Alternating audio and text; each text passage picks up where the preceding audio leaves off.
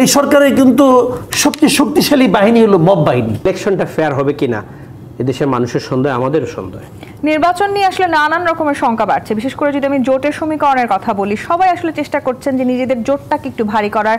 ইসলামী দলগুলো বলার চেষ্টা করছে তারা আসলে সব দলের ভোট এক বাক্সে নিয়ে আসতে চায়। আপনি জানেন কিনা তালেবানের আমন্ত্রণে আফগানিস্তান সফরে গেছেন মামুনুল হক সহ 7 জন আলেম। ভবিষ্যৎটা আসলে কি হতে যাচ্ছে? তালেবানদের আহ্বানে যারা গেছেন এটা তো বোঝাই যাচ্ছে যে ওনারা তালেবানপন্থী লোক অথবা ওই লাইনের লোক হতে পারে। তো ওনাদের সঙ্গে জামাতে মিলবে এটা আমি মনে করি না।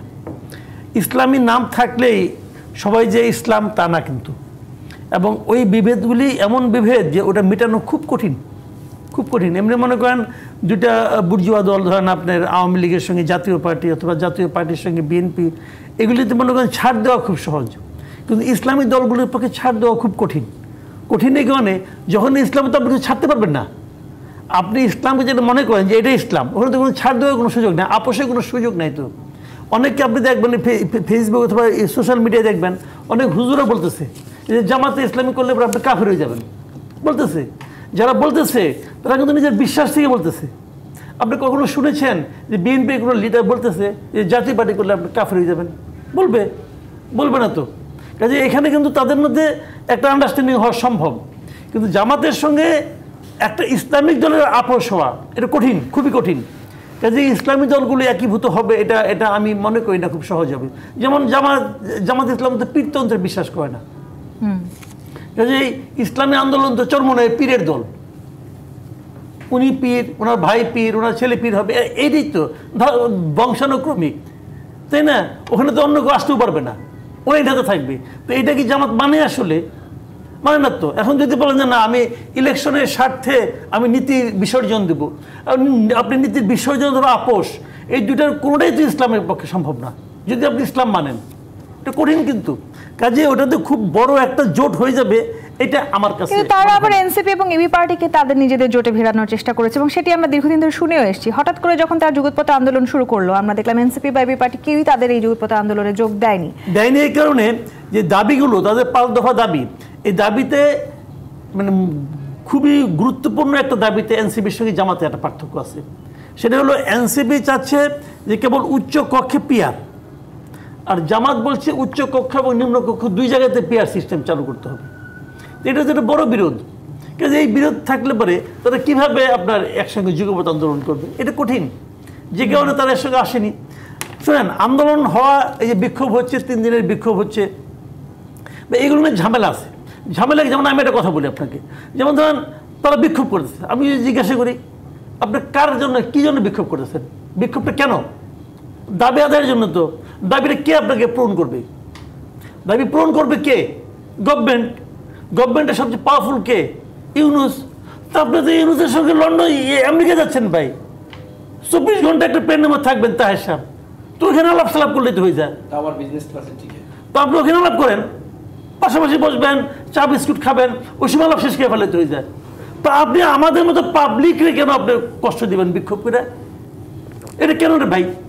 আমি এটা কোনো আগামাথা পাই না। তারা আসলে তাদের রাজনৈতিক শক্তিটা প্রদর্শন করার চেষ্টা করছেন কোনো না কোনো ভাবে, যে তারা আবার বলছেন যে তাহলে বলেন আপনি যে আমি শক্তি প্রদর্শন করতেছি, তাহলে আপনি ওইটা বিক্ষোভ করেন কেন? 5 দফা দাবি কথা বলেন কেন? আমাদের সঙ্গে নাটক করেন ভাই, এই নাটক করাতে ব্যাপার নেই, পাবলিক তো সব বুঝে। এই যে আমি প্রশ্নটা আপনাকে করলাম, আপনি যে কোনো পাবলিককে জিজ্ঞেস করেন সেও বলবে ভাই সরকার তো তোমরা আসো, তো তোমরা কার কাছে বিক্ষোভ করতেছো? তোমরা কারে বলতেছো? তোমরা বলবো হ্যাঁ আমি বিএনপি কি বলতেছি, ওকে বিএনপির মহাসচিব তো আপনার সঙ্গে থাকবে সময়, বলে তার সঙ্গে আলাপ করেন, মিটমাট করেন।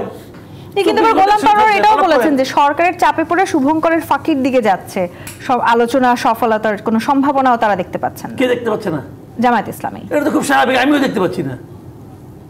ওটা কি হবো? ওটা তো হবো না। আমি এটা শুরু থেকে বলতেছি, আপনার সঙ্গে অনেক টকশো করছি ভাই, এই সংস্কার আমি শুরু থেকে বলছি এটা কিছু হবে না। মিলাই নেন। তার মানে এই জটিলতা আসলে আরো বাড়তে যাচ্ছে কিনা? নীলোফার চৌধুরী মনি, বারবার আসলে রাজনৈতিক সমীকরণ, ভোটের সমীকরণ নিয়ে আমরা আলোচনা করছি, কিন্তু যত দিন এগিয়ে আসছে নির্বাচনের আমরা দেখছি সেই সমীকরণটা পাল্টে যাচ্ছে। অনেকে আবার এটিও বলার চেষ্টা করছেন আসন ভাগাভাগি নিয়ে এক ধরনের দর কষাকষি চলছে, এবং সেই দর কষাকষি যতটা না আসলে সামনে হচ্ছে ততটা বন্ধ দরজার পেছনে হচ্ছে। বিএনপি আসলে কি বলতেছে? আপনাদের সাথে কেমন দর কষাকষি হচ্ছে অন্যান্য রাজনৈতিক দলগুলোর? ধন্যবাদ আপনাকে। যারা শুনছেন আমার শুভেচ্ছা অভিনন্দন, আমার সহ আলোচক বৃন্দকে শুভেচ্ছা। দেখেন, দল থাকলে, নির্বাচন আসলে আসন ভাগাভাগি নিয়ে তো হবেই। ছোট দল বড় দলের সাথে থাকতে চাবে, ভোটের নিশ্চয়তা একটা ব্যাপার আছে, সেটা চাবে। এটা নতুন কিছু না, এটা আগেও হয়ে আসছে এবং যাদেরকে আপনারা টার্গেট করে বলছেন তাদের সাথে হয়ে আসছে এবং অকপটে বিএনপি দিয়েছে যতগুলো দেওয়া দরকার। এইবার ঘটনাটা একটু ভিন্নভাবে এটা দেখা দিয়েছে এই কারণে যে তারা যত রকম সমস্যা, এই যে আপনারা সংস্কারের কথা বললেন, সংস্কার শেষ পর্যন্ত সফলতার মুখ দেখবে কিনা, এগুলোর যত রকমের সমস্যা, সংস্কারের কিন্তু ম্যাক্সিমাম সংস্কারে বিএনপি কিন্তু ইতিবাচক ভূমিকা ছিল। যে কয়েকটা ছিল না, এটা হওয়ার মতো না, এটা যে কোনো সচেতন নাগরিক বলবে। কিন্তু তারা কিন্তু এক ধরনের জবরদস্তিতা দিয়ে এটা হঠাৎ করে সামনে নিয়ে এসে হঠাৎ করে এটা নিয়ে ছোট বাচ্চাদের মতো একদম প্যাংসা করা শুরু করছে যে এটা আমার চাই। শেষে ওই যে কাজলের যে জোকস ছিল না, বলে যে কলা সুলাইলে কেন বুঝায় দাও, এরা শেষ পর্যন্ত এটা না করে। তারা কিন্তু আপনার সংস্কারের জন্য চাচ্ছে, তারা 300 আসনে মনোনয়নও দিয়েছে, তারা আবার জোটের সঙ্গে বিভিন্ন দলের সঙ্গে তারা জোট করার জন্য চেষ্টা করছে। তারা যে কি চায় তারা সেটাই জানে না। যে কথাটা মাসুদ সাহেব বললেন যে চরমনায়ের পীর আর জামাতের পীরে বিশ্বাস, সেটা যেমন নাই, আবার হেফাজতের সাথে তাদের কিন্তু আকাশ পাতাল তফাৎ, এটাও সত্যি। কিন্তু ইসলামিক জোট হিসেবে তারা আবার নিজেদেরকে ঐক্যবদ্ধ হওয়ার চেষ্টা করছে। ইসলামিক জোটের মধ্যে যে রাজনৈতিক দলগুলো আছে, ইসলামিক রাজনীতি, তাদের মধ্যে অনেকে কিন্তু এর আগে বিএনপির সাথেও ছিল। তারা কি তাহলে আসলে এখন বিএনপি থেকে দূরে আমরা এটাই আমাদের কাছে শুভঙ্করের ফাঁকি লাগছে এই কারণে যে আপনার যার সাথে আদর্শগত মিনিমাম কোনো মিল নাই, এখানে সবগুলো ইসলাম ধর্মভিত্তিক দল, কিন্তু এক একজন, কেউ মৌদুদিপন্থী, কেউ আপনার সুন্নি, কেউ শিয়া, কেউ এরকম বিভিন্ন ইসে থেকে তাদের একজন আরেকজনকে ধর্মারও কাটো এরকম অবস্থা। যেমন ধরেন কতগুলো আপনার ভাঙা হয়েছে আপনার মাজার, সেই মাজার যারা পীরের যারা কাজ করছে, পীরের যারা রাজনীতি করছে, তারা কিন্তু একসঙ্গে মিলে যাচ্ছে। এখন এটা কিন্তু ভয়ঙ্কর একটা জিনিস। এটা কোনো রাষ্ট্রের জন্য ভালো কোনো জিনিস না। আরেকটা জায়গাকেও খুব ভয়ঙ্কর ভাবে বলার চেষ্টা করছেন, সেটা হচ্ছে জাতীয় পার্টি বিএনপির হয়ে আসলে কোনো না কোনো ভাবে নির্বাচনে যদি ফিরে আসে, সেক্ষেত্রে আবার আওয়ামী লীগেরও ফিরে আসার এক ধরনের সম্ভাবনা আছে কিনা? জাতীয় পার্টি বিএনপির হয়ে কাজ করবে, জাতীয় পার্টি বিএনপি এটা মনেও করে না, বিএনপি এটা চিন্তাও করে না, বিএনপি এটা চায়ও নাই। কিন্তু যখন সবগুলো দলের কথা যখন 1 বছর পরে, 1.25 বছর পরে কথা বলছে, তখন তো বিএনপি স্বাভাবিকভাবে বলছে তাহলে আমরা নির্বাচনটা কার সাথে করব। ধরেন যে 28টা দলের কথা প্রশ্ন আসছে যে একসাথে তারা ছিল, 28টা দলকে যদি এইখানে ব্যানিশ করে দেওয়া হয়, যে ইলেকশনের জন্য তাদেরকে স্থগিত করা হয় বা তাদের নিষিদ্ধ করা হয়, তাইলে আপনার থাকবে কারা? এই আমরা আর মামুরা। তো মামুরা যদি বলে যে আমরা নির্বাচন করব না, তাহলে বিএনপি কি আবারও সেই অশনি সংকেতের দেশের মধ্যে পড়ে যাবে না? আপনার নির্বাচন তাদের কথা মতো উঠতে হবে, বসতে হবে। এরকম করে তো একটা দেশের পলিটিক্স চলতে পারে না, একটা দেশের গণতন্ত্র চলতে পারে না। গণতন্ত্রের জন্য প্রত্যেকটা দলকে, আপনার দল যদি অপরাধ করে দলের বিচার হবে, এটা বিচার বিভাগীয়। বিএনপি কিন্তু এই কথাটাও বলছে যে আমরা বিচার বিভাগীয় সমাধান চাই, আমরা কোনো নির্বাহী প্রধানের কথায় এটা বন্ধ হোক সেটা আমরা চাই না। তো নির্বাহী প্রধানের কথায় বন্ধ হয়ে যে নির্বাহী প্রধান, আপনার মনে পড়ে যে আওয়ামী লীগ বন্ধ, আওয়ামী লীগ স্থগিত না আওয়ামী লীগ নিষিদ্ধ, এটারই উত্তর আজ পর্যন্ত দিতে পারে নাই তারা। দেশের বাইরে গিয়ে তারা এক ধরনের উত্তর দেয়, দেশের মধ্যে থাকলে এক ধরনের উত্তর দেয়। দেশের মধ্যে থাকলে নিষিদ্ধ বলে এক কথায় প্রকাশ করে শেষ করে দেয়, আর বাইরে গিয়ে যখন কথার উত্তর না দিতে পারে তখন বলে যে আমরা তো নিষিদ্ধ করিনি, এটা স্থগিত আছে। তো এই যে এরকম যদি আরও নিয়ে চলে, আপনার মনে পড়ে যে একটা ভাঙা, ফরিদপুরের ভাঙায় যে একটা আসন নিয়ে যে সমস্যাটা হলো, আসনের জায়গা নিয়ে, সেটাই পুলিশ এবং সরকার প্রতিহত করতে পারে নাই, দমাতে পারে নাই, সমাধান করতে পারে নাই। সারা বাংলাদেশের 300 আসনের মধ্যে যখন এই ধরনের বিভিন্ন সমস্যাগুলো এসে দেখা দিবে, তখন নির্বাচনের কি হবে? নির্বাচনের সময় আছে 5 মাস। জামায়াত ইসলামী বিশেষ করে তারা বলেছে অন্তত একবারের জন্য হলেও তারা পিআর পদ্ধতিতে নির্বাচন চায়। এটা তো মামার হাতের মুয়া না যে এটা মুয়াটা তার হয়েছে। একবারের জন্য কেন? আপনি উনারা কি নেপালের দিকে দৃষ্টি দেয় নাই? উনারা কি বিশ্বের অন্যান্য পিআর পদ্ধতির দিকে দৃষ্টি দেয় নাই যে তারা কতটা ভালো আছে? সেইখানে বাংলাদেশের প্রেক্ষাপটে পিআর আদৌ দরকার কিনা? আপনি ভোট পাবো, আমি ভোট পাবো 2 লাখ, উনি ভোট পাবেন 10,000, উনি এমপি হয়ে যাবেন আর আমি আঙ্গুল চুষবো, আসবো, এটা তো হতে পারে। এদিকে আবার ভারতে বসে বাংলাদেশে নির্বাচনী অনেক সমীকরণ চলছে। এতদিন দীর্ঘদিন আমরা দেখেছি যে ভারতের বাংলাদেশের রাজনীতিতে বা নির্বাচনে একটা বড় প্রভাব ছিল। ভারতীয় যারা রাজনৈতিক বিশ্লেষক আছেন তারা মনে করছেন যে ভারতের সঙ্গে সম্পর্ক করতে আগ্রহী হয়েছে জামায়াত এবং এই কারণে তারা নতুন নেতৃত্বের দিকে যাচ্ছে। সেটি আসলে আবার নতুন করে বাংলাদেশের এই সমীকরণকে পাল্টে দিবে কিনা, আসবো আমি এই জায়গাটিতে। জি 25 প্রাথমিক রাজকাহন থেকে বিরতি নিয়ে ফিরছি, সাথেই থাকুন। জি 25 প্রাথমিক রাজকাহন দেখছেন এটিও তাজ। জোটের সমীকরণ নিয়ে যখন অনেক আলোচনা চলছে তখন আমরা দেখতে পাই যে দীর্ঘদিন ধরে আসলে বাংলাদেশের নির্বাচন কিংবা রাজনীতিতে ভারতীয় এক ধরনের প্রভাব ছিল এবং এবারেও আসলে সেই দিকে যথেষ্ট চোখ আছে সবার। ভারতীয় বিশ্লেষকরা মনে করছেন যে ভারতের সঙ্গে সম্পর্ক গড়তে আগ্রহী হয়েছেন জামায়াতের নতুন নেতৃত্ব। শুনেন, আপনার এই টেলিভিশনে সহ বাংলাদেশের অনেক টেলিভিশনে আমরা টকশো করেছি। ভারতের প্রভাব, আমেরিকার প্রভাব, চায়নার প্রভাব বাংলাদেশের রাজনীতিতে কখনো সামনে কখনো পর্দার আড়ালে সব সময় আছে। এই পাওয়ারফুল নেশনগুলো তাদের স্বার্থে তারা সবসময় ইন্টারফেয়ার করে দেয়। এই ইন্টারফেয়ারের মধ্যে আমরা তাদেরকে সহযোগিতা করি। আমাদের রাজনৈতিক দলগুলা তাদের ডাকা সাড়া দিই, কখনো ওপেনলি দিই, কখনো পিছনে দরজা দিয়ে দিই। এটা অস্বীকারের কোনো সুযোগ নেই। আপনাকে সাবেক প্রধানমন্ত্রী পল্টনে বক্তব্যতে শেখ হাসিনা বলেছেন 2001-এ আমেরিকা এবং রর কথা শুনে নেই বলে আমাদেরকে ওরা হারিয়ে দিয়েছে। এটা অন রেকর্ড, উনি নিজেই বলেছেন। ভারত চেষ্টা করবে, ওইদিকে আমেরিকা করছে, ওইদিকে চায়নায় সবাই যাচ্ছে, চায়নাতে এক পার্টি সব পার্টি যাচ্ছে চায়নাতে গিয়ে। কেন যেন আমরা বিদেশের কাছে ধনা দিয়ে এটা মনে করি যে ওরা ইনফ্লুয়েন্সার। আমরা এখনও পর্যন্ত 100% ইন্ডিপেন্ডেন্ট নিজস্ব অর্থনৈতিকভাবে না। তাই আমরা মনে করি যে এই বিদেশি শক্তিগুলো যদি সাপোর্ট থাকে তাহলে আমরা সুন্দরভাবে দেশ চালাতে পারব। আমাদের দেশের যে অবস্থা, আপনি বাটা কোম্পানি সব জ্বালাই পুড়াইয়া তছনছ করে লুটে নিয়ে গেছেন, কোকাকোলার কোম্পানি তছনছ করে নিয়ে গেছেন, এফডিআই নাই, জিরোতে চলে যাচ্ছে। আপনি মবের পৃথিবীর 54 বছরের ইতিহাসে এদেশে এত মব হয় নাই। 365 দিনে 270টা মব। আপনি ধরেই একজন রিপিটাবেন। আপনি একটু কারো বিরুদ্ধে আমাদেরকে প্রশ্ন করবেন, তাদের বিরুদ্ধে প্রশ্ন যদি হয় আপনাকে দেখলেই চিল্লানো দিবে, বুয়া ডাকি দিবে, না গালি দিবে। ভিন্ন মতের কোনো দাম নাই। আগে আওয়ামী লীগের সময় ভিন্ন মত তো এখানে আমরা বসে টকশো করতে পারতাম। আমি নীলফামণি অনেকগুলো করছি একসাথে। ওনারা বলতো জেলে নিচে না নেয় না, কিন্তু বলার সুযোগ থাকতো চ্যানেলগুলোতে। এখন তো তাও নাই। যে চ্যানেলে কিন্তু এদের বিরুদ্ধে, ইউনুসের বিরুদ্ধে, এনসিপির বিরুদ্ধে একটু বলবো, ওই চ্যানেলে কিন্তু প্রেশার শুরু হয়ে যায়। সরকার তো দাবি করছে এই মুহূর্তে বাংলাদেশের সবচাইতে ভালো অবস্থানে আছে আসলে গণমাধ্যম, এবং সবাই নিজেদের মনের মতো কথা বলতে পারে। বাংলাদেশের রাষ্ট্র ক্ষমতা যে সরকার থাকে তার দাবি সেটাই থাকে যে আমরা ভালো করে যাচ্ছি, সবচেয়ে ভালো করছি। আমার একটা জিনিস সন্দেহ লাগে তন্নি খুব বেশি, এই রিসেন্টলি ইউনুসের খুব বেশি হাসি দেখি মুখে। ওই হাসিটা আমার কাছে কেন যেন মনে হয় এটা রহস্যজনক হাসি। ইউনুস সাহেব কখনো হাসতো না, গ্রাম্পি স্টাইল এভাবে বসতো।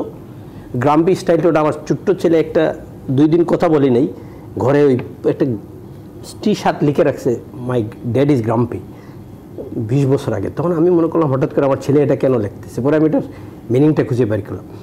ইউনুসের দেখলাম গ্রাম্পি স্টাইল লাস্ট 10-12 মান্থ। এখন দেখি শুধু হাসে, কারোর সাথে বসলেও হাসে, ঐক্য কমিশনেও হাসে, কেউ গেলেও হাসে। এত সুন্দর মনে হচ্ছে। এবং আমার মনে হয় জাতি একদিন এই হাসির এই কথাটা বলে যাচ্ছি, দেখতে পাবে 2-3 মাস পরে কেন সে হাসছিল এবং হাসির কারণ। নির্বাচন নিয়ে কি আসলে অনেক রকমের শঙ্কাও সামনে আছে? মাসুদ কামাল গতকাল আমি একটু শেষ করি তো, 30 সেকেন্ডে দিয়ে দিচ্ছি মাসুদ ভাইকে। মাসুদ ভাইয়ের কাছে শুনতে চাই আমরা। আমার কাছে মনে হচ্ছে যে ইলেকশনের নাম দিয়ে যে বাজনা হচ্ছে, এই বাজনাটা দেখানো একটা বাজনা, এটা তো তবলার আওয়াজটা বেশি আসতেছে। জেনুইন টাইম ইলেকশনের আগে অনেক যন্ত্রণা, অনেক কিছু হবে এই দেশে এবং এটার সমর্থন দিয়ে যাবে ইউনুস সাহেব। দেশকে একটা 111 এর পদধ্বনি শোনা যাচ্ছে, আমরা পাচ্ছি সেই 111। সেই 111 এর পদধ্বনির কথা কিন্তু এনসিপির নেতারাও বলছেন, এখন অন্যান্য রাজনৈতিক নেতারাও বলছেন। এবং গতকাল হঠাৎ করে আপনার গ্রেপ্তার হবার এক ধরনের গুজব আমরা শুনতে পেয়েছি, সেটি আপনি নিজে আজকে আপনার নিজের সামাজিক যোগাযোগ মাধ্যমে সেইটার ক্লিয়ারিফাই করেছেন। কিন্তু আসলে মবের কথা বলছিলেন এটিও তো আছে, যারা আসলে অন্যায় করছেন এই মুহূর্তে, নানানভাবে চাঁদাবাজি করছেন, তাদের কয়জনকে আমরা সত্যিকারের গ্রেপ্তার হতে দেখলাম? দেখবেন না তো, এই একটা দেখছেন আপনি, ওই যে ওখানে 3 জনকে ধরা হয়েছে, এই চাঁদাবাজি করতে গেছিল, যা নাকি অ্যাডভোকেট ফজলুর রহমানের বাসার সামনে মব করছিল। কিন্তু আনফর্চুনেটলি ওদেরকে কিন্তু মবের জন্য ধরা হয় নাই, ধরা হয়েছে অন্য একটা ঘটনায়, চাঁদাবাজির কারণে। এবং সেখানে যাদের এখানে চাঁদাবাজি করতে গিয়েছিল হয়তো তাদের একটু যোগাযোগ ছিল এই জন্য, কিন্তু মব করার কারণে ধরা হয়েছে একটাও নেই। এর কারণটাকে আমি বলি আপনাকে, এই ঘটনাটা কেন ঘটে। আমাদের এখানে মবটাকে সরকার নিজে এক ধরনের প্রশ্রয় দেয়। এই সরকারের কিন্তু সবচেয়ে শক্তিশালী বাহিনী হলো মব বাহিনী। ওনারা যখন কাউকে সাহায্য করতে চায় মব লেলাই দেয়। এবং এখনো পর্যন্ত প্রেস সেক্রেটারি দেখলাম আরেকবার, প্রথমে একবার বলছে প্রেশার গ্রুপ, বলার পর অনেকে বলাবলি করছে, অনেকে নানা ধরনের সমালোচনা করছে। আমি ভাবছিলাম উনি বোধহয় ওনার সিদ্ধান্ত চেঞ্জ করছে। পরে দেখলাম ওই জন্য আবার বলতেছে যে এটা নাকি প্রেশার গ্রুপ, এটা নাকি মব না। মানে মবের সংজ্ঞা ওনার কাছ থেকে জাতি প্রতিদিন নতুন নতুন করে শেখানোর চেষ্টা করতেছেন, বাট আনফর্চুনেটলি জাতি বোধহয় শিখবে না, কারণ ওনার জ্ঞান আমরা ধারণ করতে পারছি না আর কি। কাজে ওটা অন্য জিনিস। মব হলো এই সরকারের বাহিনী, একটা মব বাহিনী।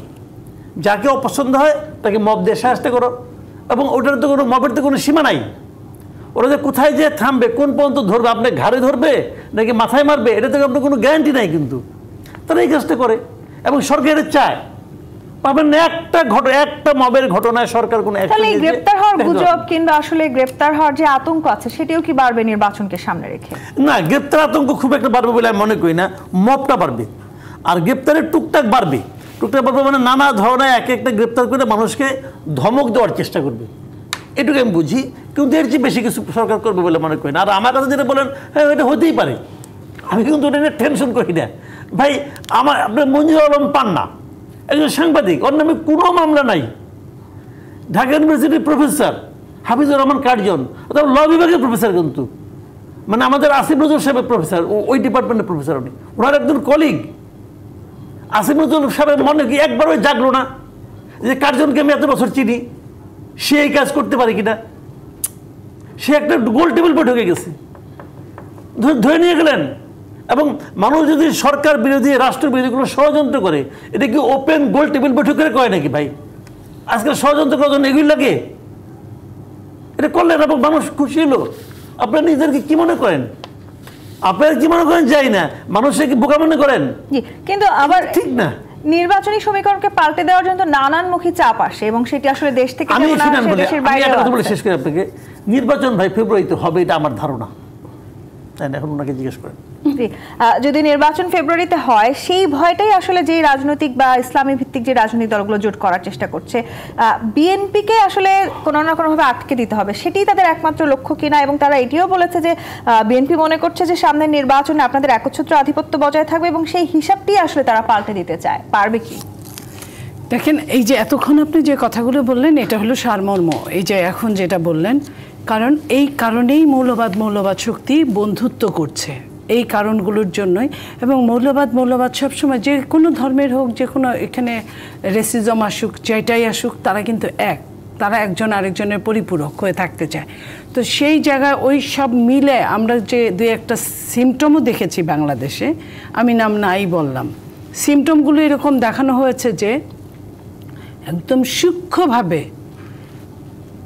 ইঞ্জিনিয়ারিং হবে, সূক্ষ্মভাবে অনেক কিছু করার চেষ্টা হবে। এখন যদি বিএনপি ওইভাবে তটস্থ না থাকে, ওইভাবে যদি সজাগ না থাকে, বিএনপির যদি ওইভাবে জনবল না থাকে, আমি এই জনবল মানে এইরকম না যে সামনে অনেক হাজার লোক দেখলাম, আমি বিশেষজ্ঞ জনবলের কথা বলছি। এবং সরকারের আন্তরিকতা যদি না থাকে, তাহলে কিন্তু এরা মাথাচাড়া দিয়ে উঠবে, এটাই স্বাভাবিক ব্যাপার। উঠবে মানে প্রায় ওঠার পথের চলছে তারা। বিএনপিকে তারা যথেষ্ট চাপে রাখতে পারছে কি তাহলে এই আন্দোলন এবং দাবি দেওয়ার মধ্য দিয়ে? বিএনপিকে চাপে রাখার জন্যই কিন্তু এত দল নিষিদ্ধ, এত কিছু।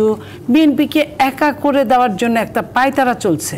একটা এইখানে আপনি দেখেন যে আমি যেটা মনে করি যে এখানে সরকার কোন পক্ষে আমি জানি না, সরকার এখানে অত্যন্ত সুকৌশলে খেলা খেলছে, সেটা বিএনপিকে অবশ্যই বুঝতে হবে। বিএনপি ইতিমধ্যে আমার মনে হয় বুঝেও গেছে যে একজন সমাজবিজ্ঞানী চার্লস বলছেন যে প্রতিটি আন্দোলন একদিকে মুক্তির উৎসব, অন্যদিকে অনিশ্চয়তার সূচনা। আমি যদি কারোর জন্য মুক্তির উৎসব হয় এই আন্দোলন, তাহলে অন্য কারোর জন্য অনিশ্চয়তার সূচনাও হয়ে যেতে পারে।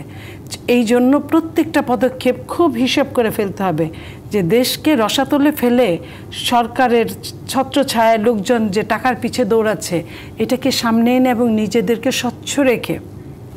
স্বচ্ছ রেখে সামনের দিনগুলো খুব হিসেব নিকেশ করে আমাদের চলতে হবে।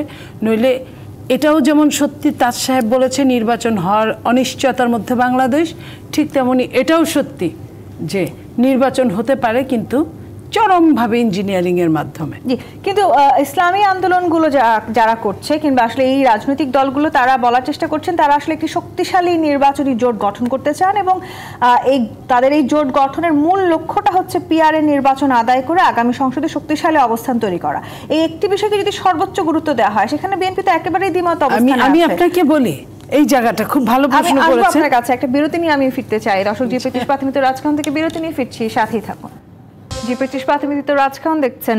নীলুফার চৌধুরী মনি প্রশ্ন রেখেছিলাম যে জোট গঠনের মূল লক্ষ্য হিসেবে আসলে এই ইসলামিক দলগুলো বলার চেষ্টা করছে সেটি হচ্ছে পিআর এর পদ্ধতিতে নির্বাচন আদায় এবং সে কারণে তারা এক ধরনের শক্তিশালী অবস্থান সৃষ্টি করতে চায়।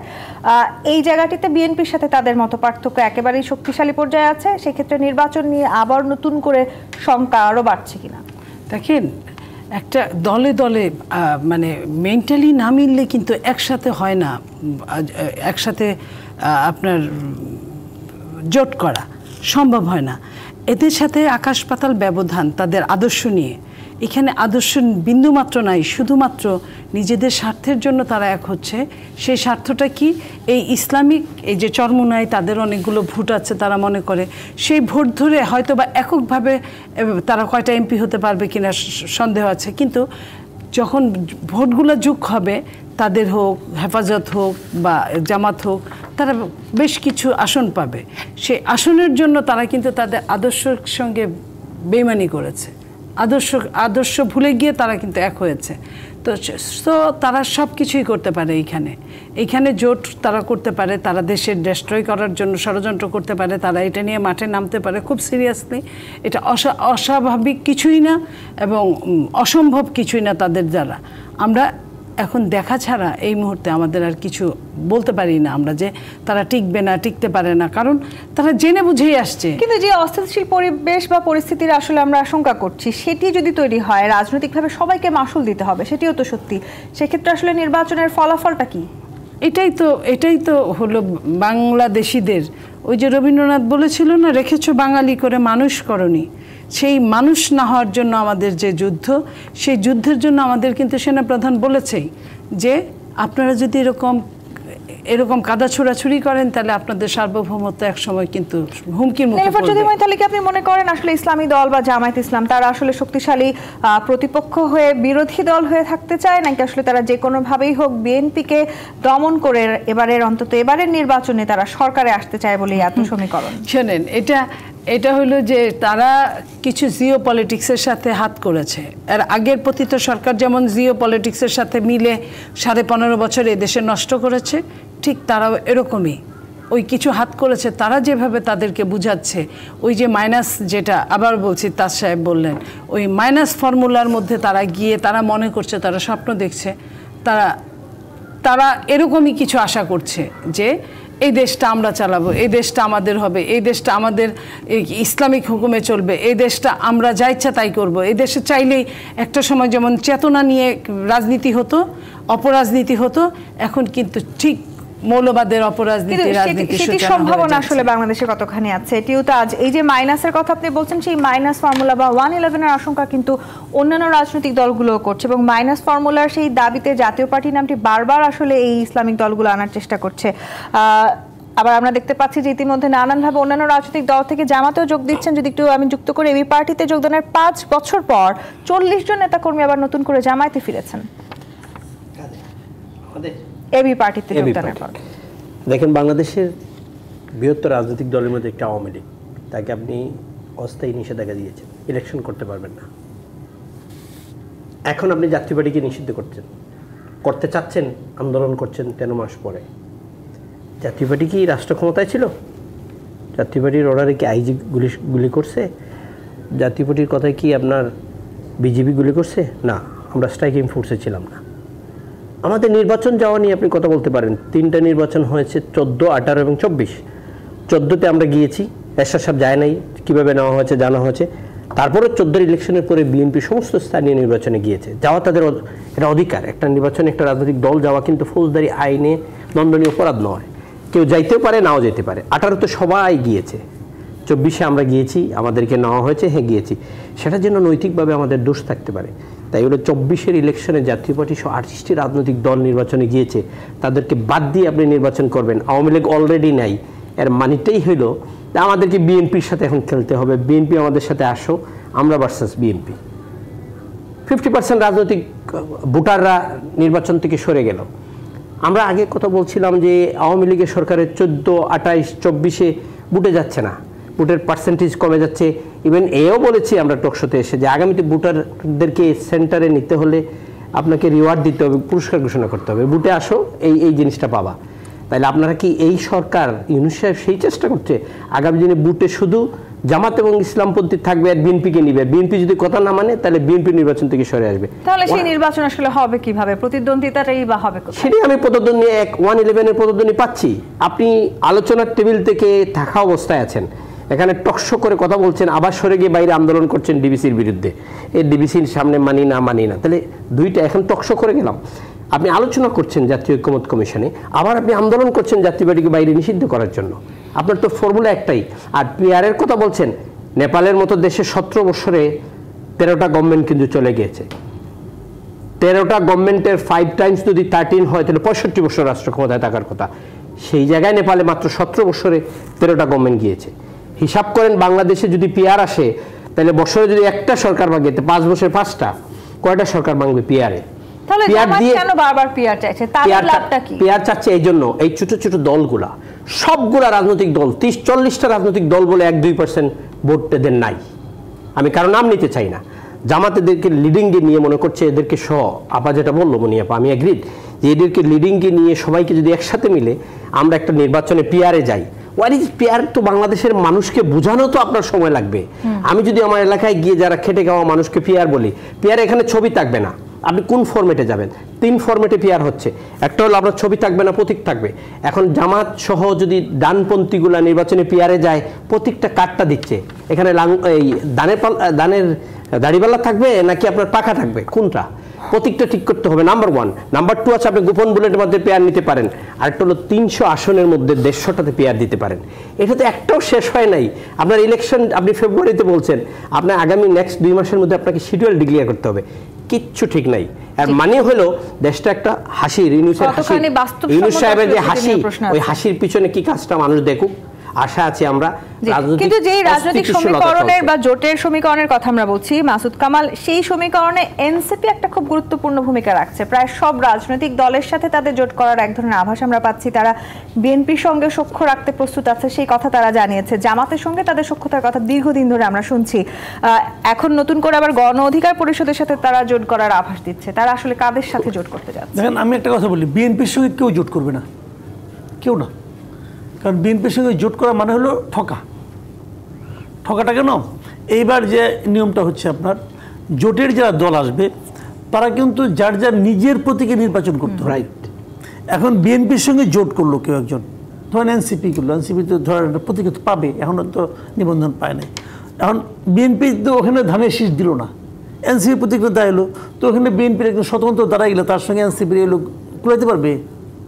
কিন্তু বিএনপির সঙ্গে কেউ জোট করে কোনো লাভ করতে পারবে না, এটা হলো একদম রিয়েলিটি। আর এনসিপি এটা হলো জানেন একটা ফাঁপানো বেলুনের মতো, দেখতে অনেক বড় দেখা যায়, তারপর একটা আলপিন দিয়ে দেবেন, ছোট হয়ে যাবে। এই হলো এনসিপি। এবং সে আলপিন একবার খাইছে হলো আপনার ঢাকা ইউনিভার্সিটির ডাকসুতে, আরেকবার খাইছে জাকসুতে, এরপরে এই ভয়ে চাকসুতে সে যাবেই না, ইলেকশনই করবে না সে। তো এই হলো এনসিপির বাস্তব অবস্থা। এই জিনিসটা একদিন কেউ বুঝে নাই মানে নাই, তারা গায়ের জোরে চালাই গেছে। ডাকসুতে জয়ী হয়েছে দেখে কি জামায়াত আসলে মনে করছে তারা জাতীয় নির্বাচন ঠিক একইভাবে জয়ী হবে? একইভাবে হবে না, এটা হবে না। ডাকসু এবং মাঠ পর্যায়ে এক হবে না। কিন্তু এক একটা দলের জন্য এক এক রকম এটা আছে ব্যাপারটা। কারণ এখানে জামায়াতের জন্য কিছুটা ইতিবাচক হবে, একদম যে হবে না, কিছুই হবে না তা না, কিছুটা ইতিবাচক ফল কিন্তু এখান থেকে আসবে। কিন্তু এলাকায় যে ইলেকশনগুলো হয়, জাতীয় নির্বাচন হয় কি, ওই এলাকায় কোন লোকটা প্রমিনেন্ট, ওই এলাকার স্থানীয় সমস্যাটা কি, যেমন হাতিয়ার যে সমস্যা, ওই সমস্যাটা কিন্তু ময়মনসিংহের না, কাজে এটা কিন্তু সমস্যা কিন্তু পার্থক্য হয়ে যায়। কিন্তু ডাকসু, জাকসু, চাকসু সব কিন্তু একই সমস্যা, স্টুডেন্টদের সমস্যা যেগুলো আছে। কাজে ওই স্থানীয় পর্যায়ে নির্বাচনে তার প্রভাব প্রতিপত্তি একটা কাজ করে। আরেকটা জিনিস বড় কাজ করে, সেটা আমি বলি আপনাকে, সেটা হলো কি, এখন মানুষ বুঝে ফেলেছে যে দলটা সরকারে যাবে, যদি এমপিটা আমার সেই দলের না হয় তাহলে এলাকার উন্নতি হবে না। মানুষ কিন্তু এটাও বুঝে, তখন মানুষ এটা হিসাব করে যে গভর্নমেন্টে কে যেতে পারে, তো অমুক যাইতে পারে, তাহলে ওই দলকে ভোট দিই, তাহলে আমার এলাকায় উন্নতি হবে। দেখবেন গ্রামে একটা প্রবাদ আছে কিন্তু, যে ভোট তো সে লোক ভালো কিন্তু ভোট দিয়ে নেই, কেন ভোটটা দিলে তো তাই নষ্ট হয়ে যাব। তো ভোট আবার নষ্ট হয় কেমন করে? ভোট নষ্ট মানুষ এভাবে ভাবে যে সে তো জিতবে না, তাই লোক ভালো কিন্তু তার দিয়ে লাভ কি? কিন্তু গ্রামের মানুষ এইভাবেও চিন্তা করে, কিন্তু জাতীয় নির্বাচনটা ডাকসু নির্বাচনটা এক না। এই জিনিসটা যত আপনি সহজে মানবেন তত আপনি মানে তাহলে কি আসলে জোটের সমীকরণ